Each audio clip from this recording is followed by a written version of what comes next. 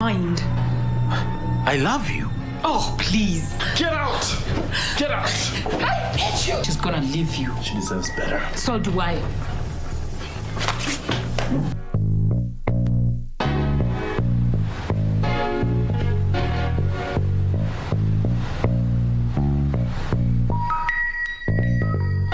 Mundos divididos por una sombra de traición. I will devote myself to defending our daughter Mariela from those vicious and heartless Ferrers, and everyone else who tries to hurt her. What should we do now? Look, I think that the best thing to do right now would be to save that information for later. Lying heart. Fue sembrando el veneno y la ambición.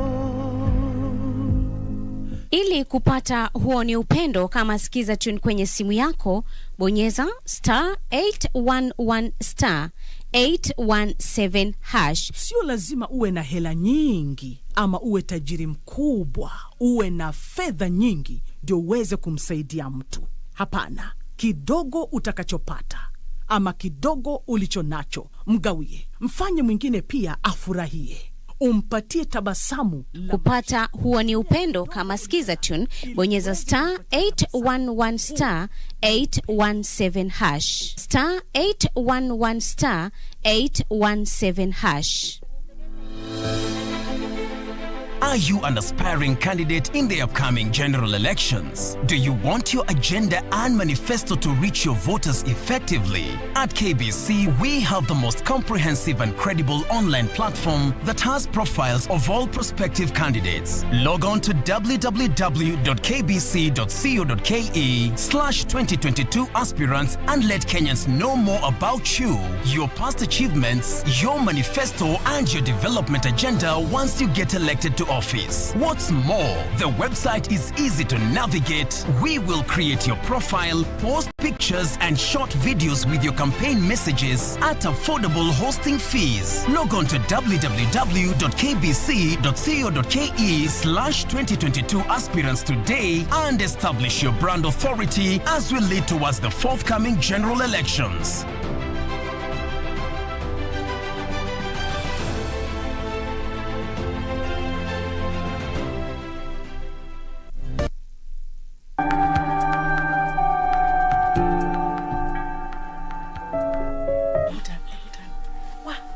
Umekuwa mkubwa aje? Na umekuwa mrembo kama shosh tu. Desperate times, Amma. Why would you bring Bev home knowing exactly what's going on at your place? What now?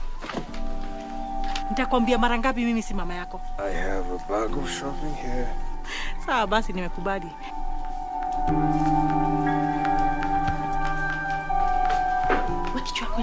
The only loser here ni wewe tu. If it's taking them back to court, yes, I will take them. Good luck.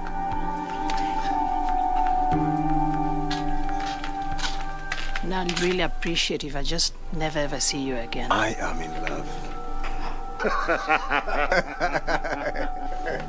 Ma, unaona umeleta fitina. Unataka kulivunjia boma?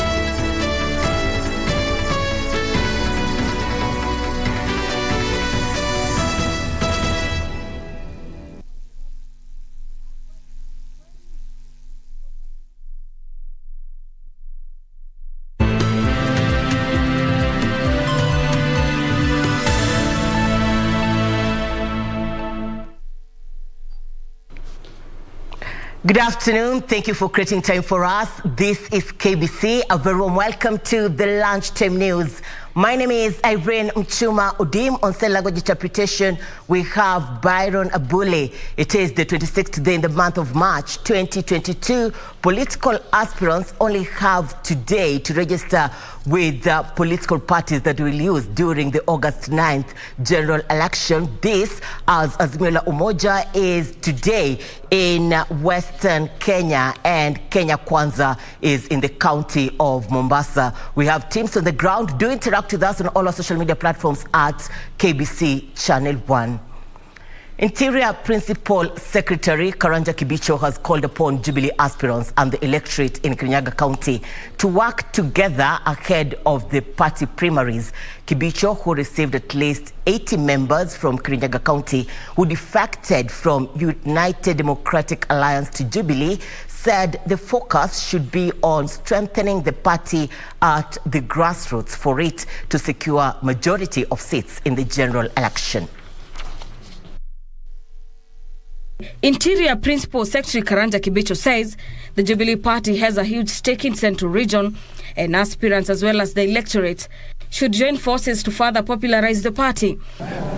Chama ikuwe na nguvu, ndio wale mobilizers wa ground waenda wakiongezeka, juu tunajua hata kama aspirants ni wengi, kutakuwa tuna one candidate wa Jubilee ndiye atakuwa anashindana na wale watu wa vyama vingine, na nafikiria lengo yao kubwa ni kuhakikisha hakuna fallout hata hiyo nomination process ikiendelea. Ndio unaona wale watu wengine walikuwa wamekalia fence juu wameona Jubilee imeanza kuwa na nguvu hapa Kirinyaga, wameanza kuvuka in masses na wanakaribishwa. Meanwhile, Azimio la Umoja leaders in Narok County, led by Youth Affairs Principal Secretary Charles Sunkuli, are drumming up support for presidential flag bearer Raila Odinga. Muchuma Raila Amolo Odinga has completely demystified health care in this country. We want to make sure that every future generation, our time here is limited. When you're out of this earth, they will continue benefiting with free health care. And elders from the Karayu clan of the larger Borana community want the Borana and the Ameru communities to strike a deal to change leadership in Isiolo County. The leaders who have fronted former Ethics and Anti-Corruption Commission Chief Executive Officer Halake Wako to vie for Isiolo gubernatorial seat want the Ameru community to nominate a suitable candidate as a running mate. Hakuna miradi zozote zilikuwa zinaendelea na watu wa Isiolo ilikuwa tumelala. Leo tunaamuka, jamii yote wanahitaji kuungana kuondoa wale watu viongozi corruption kwa wale wote wawili ambayo wamekuwa magavana. Sasa yeye akiwa corrupt, sisi tunalete mtu ya anti-corruption ambaye ataona haya hawezi kuibia wananchi. Isiolo ni mali ambaye pesa ya wananchi haijawahi kufanya tangu ugatuzi umeanza. Ukiangalia hii kaunti ya jirani hapa Meru, kila mara nikienda Meru nakuta gutters, maji ambayo inatoka huko juu ya mountain, hapo karibu na Meru Primary School, hapo karibu na slope, the water is going very clean. Gutters. Hapa angalia Isiolo, hii mtaro ya kuondoa chafu ya maji kila mara inakuwa blocked kwa sababu hakuna yani service vizuri inapatikana. Sisi hakuna mahali tumeshikanishwa na nguru na mtu yeyote. Hakuna mahali tumepigiwa misumari kwa mtu yeyote. Hakuna mahali tumefungwa na kamba ati mpaka sasa tuwe controlled vile mtu anavyotaka. Ninasema vile ndugu zetu wamekuja, tumewasikiza na tumekubaliana ya kwamba kuanzia saa hizi mazungumzo yatasonga mbele. A few days and political leaders are not taking to chance anything ahead of the next general election. And right now we cross over to Western Kenya, Kakamega County. Wycliffe Okech is with the Azimio la Umoja delegation, and we are joining him live to give us an update. This as we see thousands have converged in the area ahead of the rally. Wycliffe, good afternoon. Good afternoon to you, Irene Muchuma back in Nairobi. Actually, we are in Matungu constituency here in Kakamega County. ODM leader Raila Odinga, who is actually the Azimio la Umoja coalition presidential flag bearer, is leading the Azimio coalition campaigns in Kakamega County. These campaigns started yesterday in Busia County, that is the Teso North constituency, and today they are pitching camp in Kakamega County, being the second day of the extensive tour of the former Western province. And actually these campaigns kicked off in Butere constituency, that in Sabatia Market Center, where the ODM leader actually received the Butere member of parliament, that is Tinde Mwale, who defected to the Orange Party from DAP Kenya party. And actually as we speak, the coalition led by Raila Odinga and Martha Karua, who is actually the Kenya leader, left Butere constituency, or that is Sabatia, to Shibilu, or the Shibilu Market Center. Thereafter, they will be making their way to Matungu, right where we are. And if my colleague Martin Kivuti can just basically pan around to show you the gathering, the people that are already gathering here as they await the ODM leader to come and address them as he seeks to solidify his grip in the Western Kenya region. And just basically to get the feeling on the ground, I know we are hard pressed on time, but Irene, you'll allow me just a minute to get the feeling on the ground. In that case, I will engage just one resident of this region, probably to explain to us what are they expecting ahead of Odinga's arrival. Ndugu, habari yako? Uko KBC na utasimamia tu hapa uniangalie. Unieleze wewe kama mkazi wa Matungu, unatarajia nini kiongozi wa ODM wanapokuja hapa hivi?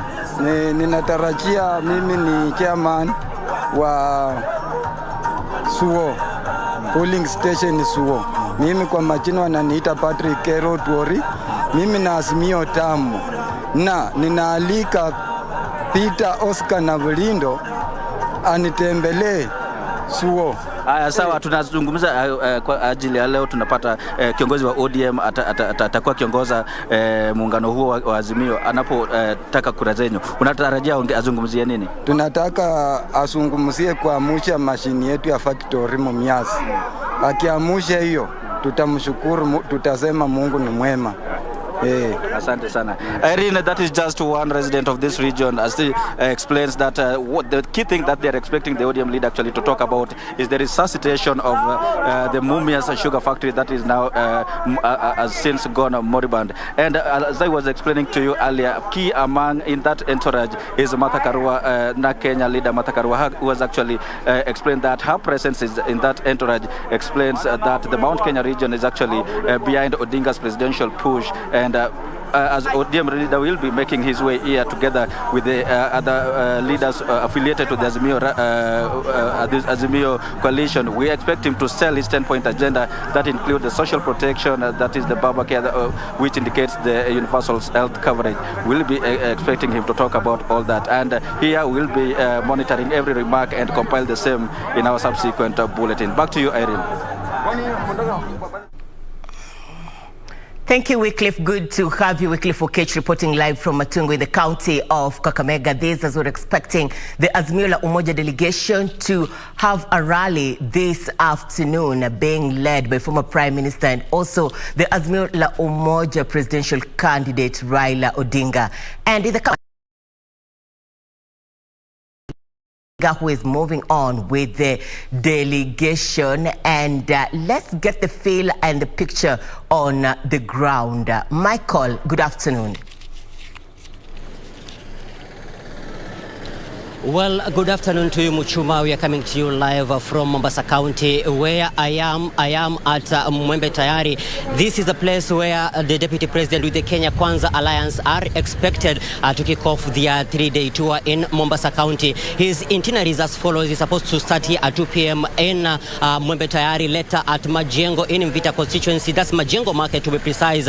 And later he'll be heading to Kazozo grounds in Kisauni constituency, and later to wrap up his first day at Barsheba, that is in Nyali constituency. Currently, the DP is in Nairobi receiving defectors from other political parties, and his 3-day tour in Mombasa is aimed at popularizing the Kenya Kwanza Alliance, and this comes, or he's coming back after a month, and this is just and this comes also after 5 days after the recent polls, which show that the Azimio la Umoja presidential flag bearer, that is Right Honorable Raila Odinga, is the most preferred candidate in Mombasa County, being followed closely by Deputy President William Ruto. Of course, he's coming back, or he's kickstarting his 3-day tour in Mombasa County just to cement or to just stamp an authority that is also in the race, and to show his popularity here in Mombasa County. Of course, he's having a 3-day tour. Of course, he'll be meeting other party delegates around Mombasa County in this 3-day tour. That's all we have for now. We'll bring you up to speed when he starts his tour in here in Mombasa County. And back to you, Irene Muchuma. Michael Mwandiga in the county of Mombasa, this as Kenya Kwanza is pitching camp in the region this afternoon. Remember, this comes on the day that is the D-Day for political aspirants to settle with parties they will use during the August 9th general election. And we have seen political realignments during the week. These as leaders move from one party to the other, one that they will feel it will suit them to be elected in the next general election. Now, a middle-aged woman from Masiro, Siaya County is nursing injuries at the Busia County Referral Hospital after she was allegedly assaulted by her husband. Judith Anyango says her husband physically attacked her after she turned down his sexual desires. Judith Anyango is physically and emotionally wounded. At the Busia County Referral Hospital, she narrates how she was allegedly attacked by her husband of 25 years for denying him conjugal rights. Judith alleges the decision to deny her husband sex was informed by his HIV status. She says the man attacked, leaving her with deep cuts on her head and hands. Akanitoa kwa usingizi, nikasikia tu panga kwa kichwa. Hiyo panga nikaamuka. Sasa nataka kunikata shingo, naweka mkono. Kunikata shingo, naweka mkono. Mkono alikata mara 4. Sasa kitaka kuamuka, akakata miguu. Ikafika wakati sasa siwezi kupiga nduru. Akastuka, akakimbia, akaenda. Rose Kwena, a nurse attending to Judith, says she's due for a scan to determine the degree of the injuries. Mgonjwa wa Judith Anyango aliletwa on 22nd, I think. She was very sick with the cut wounds all over. She was taken to theater for stitching. For now, we are managing her with the antibiotics. She is having a fracture on the left arm. Today, we are taking her for CT scan. We want to know the damage on the head. Otherwise, she's still on treatment. Judith and her family say they want justice, calling on the police to trace and arrest the man and make him pay for his actions. Familia tunataka mkondo ya sheria ichukue mkondo yake. Kulingana na huyo ndugu yangu saa hii ni kama jambazi. Kitu yenye nilikuwa naomba watafute huyo mwanaume wamfunge mweke ndani. Sababu akinipata nikitoka tu panipata sasa ataniua. Jacqueline Masharia for Lunchtime News. And on that note, report filed by Jacqueline Masharia, we take a short commercial break. We'll be back with more. Stay with us.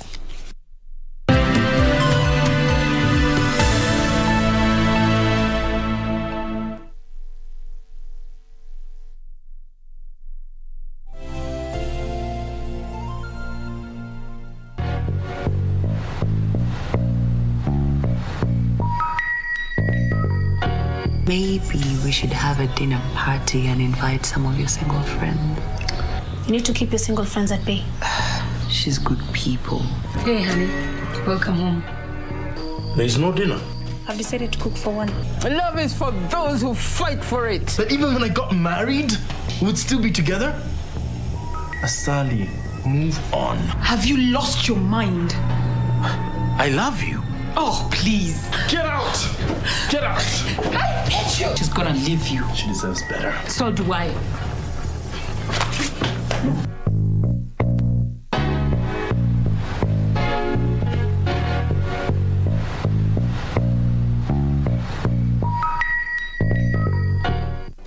Do you have a news story to share with KBC? Get in touch swiftly on email news@kbc.co.ke or call 0723-892-654 or 0734-780-124. This week on The Process, we take you behind the scenes of TV news production.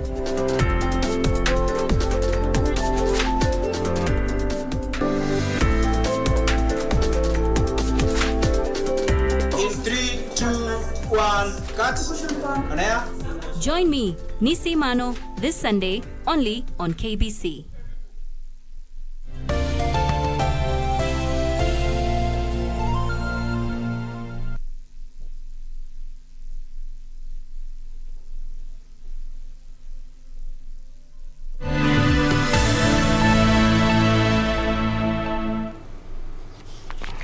Welcome back. A family in Thika is mourning the death of their 25-year-old kin who died inside a boiler at a still in a manufacturing factory in the area. It is reported that Caleb Otieno met his death when his gloves got stuck to a metal he was feeding to the boiler machine. The family of Caleb Otieno has been thrown into mourning after their kin was liquefied in a boiler at the steel manufacturing factory he was working at. The deceased's brother, John Agwambo, explained that Caleb, who had worked at the company for 7 years, was trying to detach his glove from a piece of metal when he was sucked into the high-temperature boiler where he died. He bemoaned that the family will not have a body to bury following the incident. Amepata accident na akakufa. Kufuatilia zaidi tukaambiwa alikuwa anafanya kwa boiler. Tunapea information kuwa ni kama aliteleza akaingia kwa boiler. Mwili haiwezi patikana. Tunaambiwa temperature ya pale inakuanga very high. So mwili already imesiagwa, imeisha. So there is nothing we can get. Tumejaribu kuongea nao if we can get even just a single part of the body so that we may prepare burial process. Wakatuambia for now we can get nothing. He says the accident could have been avoided. Tumeenda pale tumeona ni area very dangerous. First thing juu anafanya juu na chini ni kama boiler, wanachukua chuma wakirusha. Kwa hiyo process ndio ndugu yangu ambaye anaitwa Caleb aliteleza na ameishia pale. Michael Orao, a family friend who visited the facility after the tragic accident, took issue with the management of the factory for failing to communicate the accident to the family and called for authorities to take action to prevent similar incidences in the future. Poteza kijana hata hatujapatiwa habari any family member. Company hawajawaeleza hata hawajapopigia. Tumepigia tu na rafiki ambao walikuwa wanafanya naye. So tuseme ni kama huyo kama angepiga na mtu pia hawezi ukaona. Si angepotea tu hivyo. The facility has been shut down till Monday to allow for investigations. For Lunchtime News, Heritage Kiprano. The Public Service Club is seeking to recruit new and younger members as it marks 100 years of existence. Currently, the Nairobi-based exclusive social and sports club boasts a membership of about 3,300 and will be banking on its heritage to attract the younger generation. Zainab Said has the details.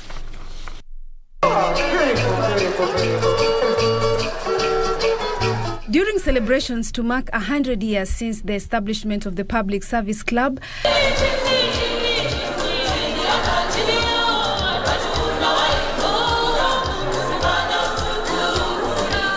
Chairman Njoroge Ndirangu noted the need to make membership more attractive to young people. We want to become a world-class club, a club of choice, a club, designed to appeal especially to the young people. According to Ndirangu, the management has incorporated facilities and amenities to entice the youth in a bid to increase membership. Government has done so much to improve the welfare of the civil servants in terms of salaries and allowances, and generally the welfare. And we think this is where we need now to focus more, to provide them with a place they can come and relax after a hard day's work. When you look at the scheme of things, this should be a default club.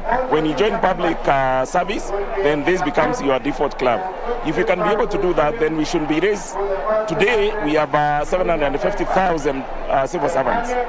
If we are able to get even half of that, then we are talking about almost 350,000 members. We cannot even contain 350,000 members. And even with their small subscription, because we are the lowest in terms of subscription of about 15,000 a year, then we should be able to raise enough revenues for us to be able to do infrastructure that is state-of-the-art, modern infrastructure that members will. Chief Guest Mushiri Mwaniki, Chair of the Public Service Commission, lauded the century-old club for maintaining a rich history of service to members. They have done a lot, but they still need to get to where the other clubs are within Nairobi. If you look at this club, it has a very big acreage. It is one of the most, in terms of location, it has one of the best locations.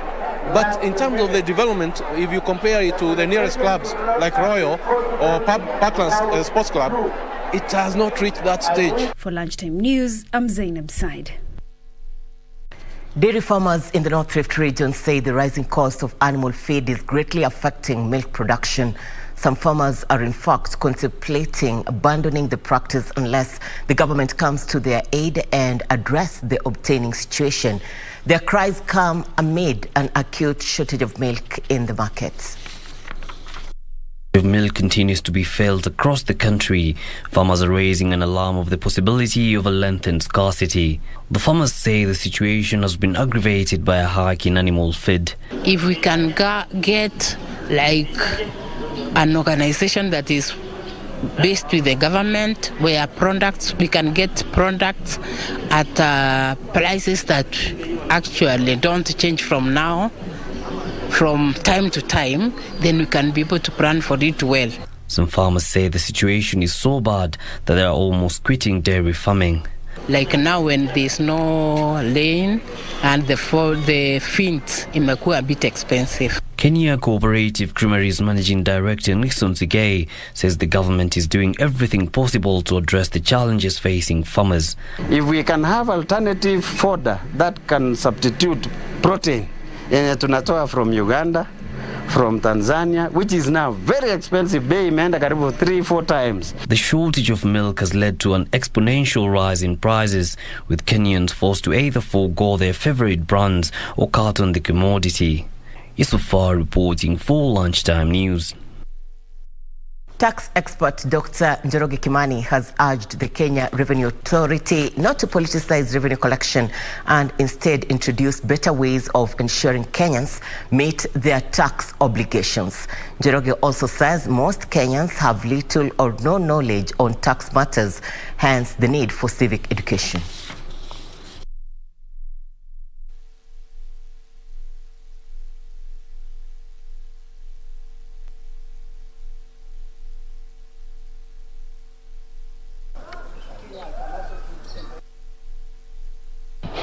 Ama mtu anaweza tumia namba ya mtu ambaye alikufa 1991. Wewe kama driver wewe sijua hiyo.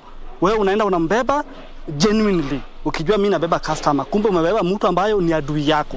So tunaomba serikali iweze kutupatia security with the online drivers, kwa sababu hii kazi imekuwa ngumu. Si mafuta, si kampuni ambazo zinatutosha commission kubwa, na pia security kwetu imekuwa ni hali ngumu.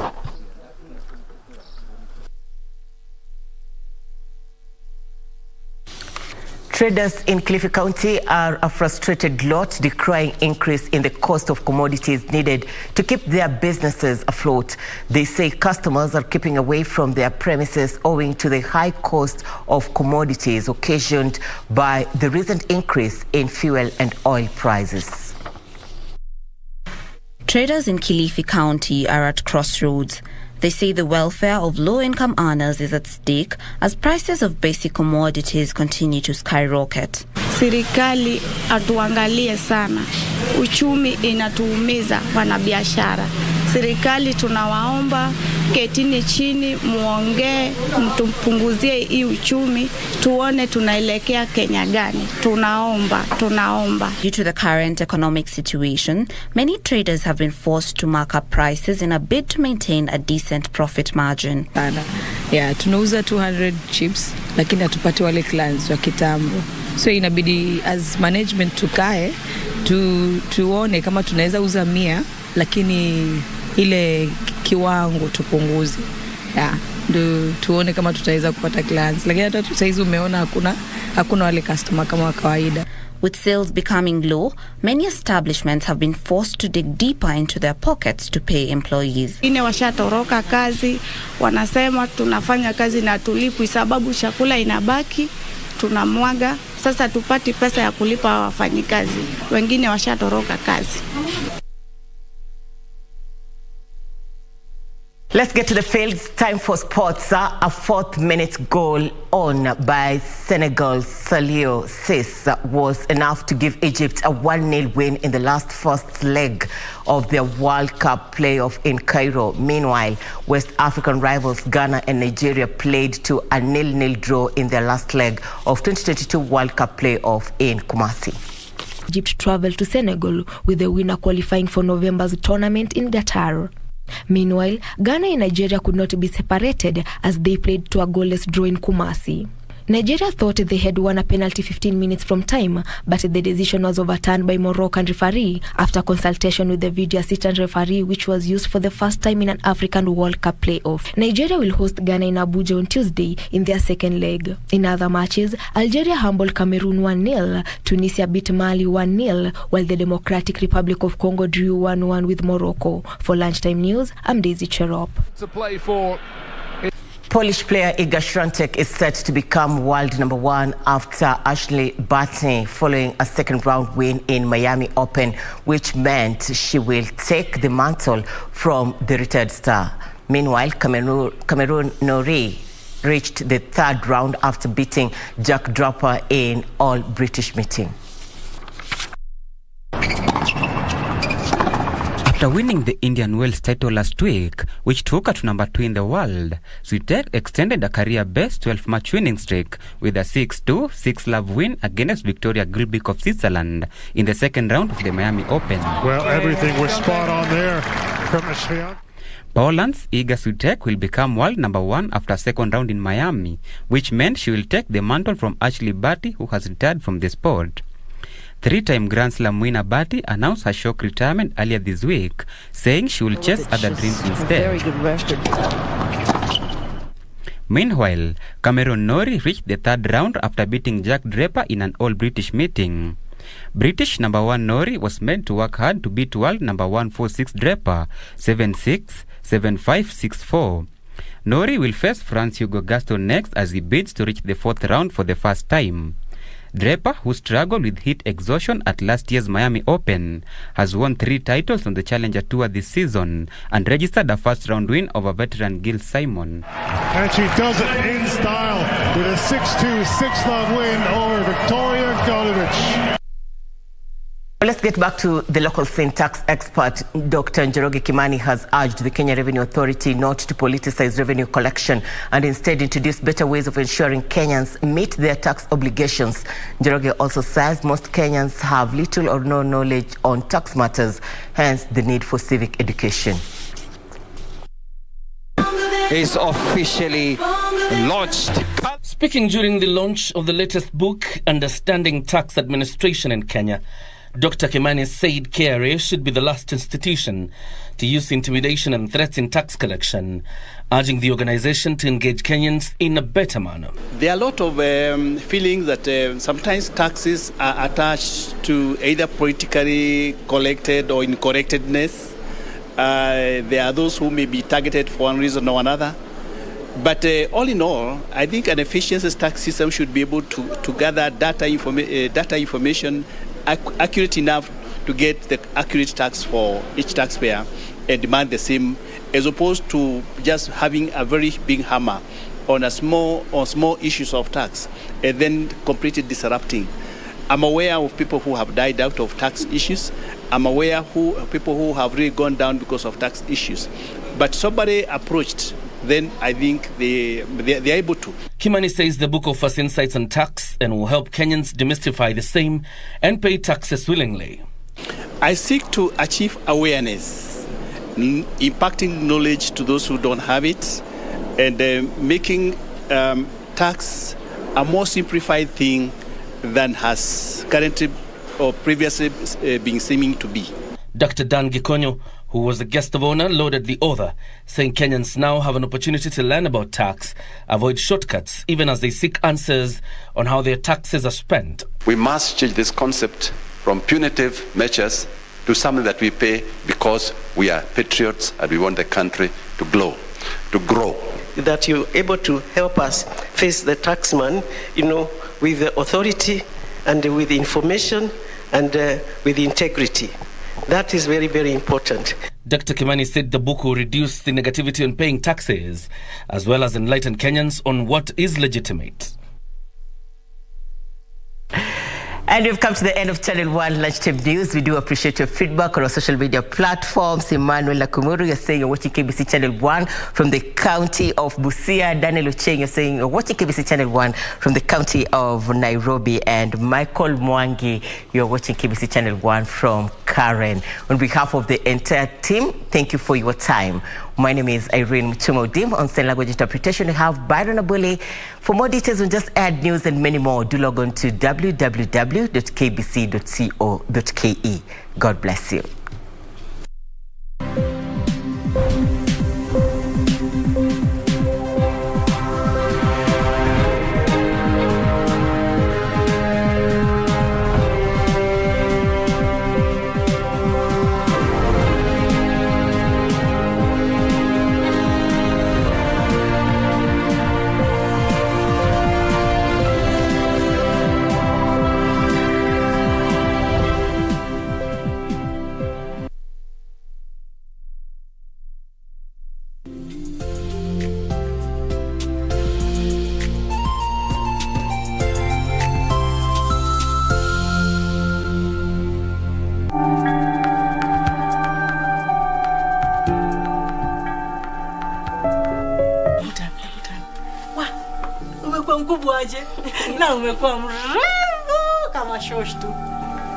Desperate times, Amma.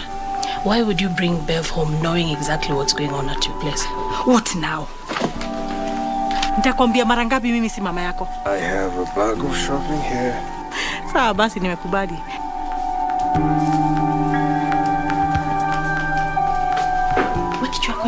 The only loser here ni wewe tu. If it's taking them back to court, yes, I will take them. Good luck.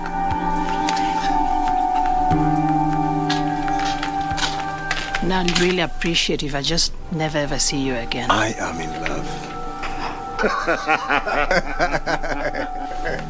Ma, unaona umeleta fitina? Unataka kunivunjia boma?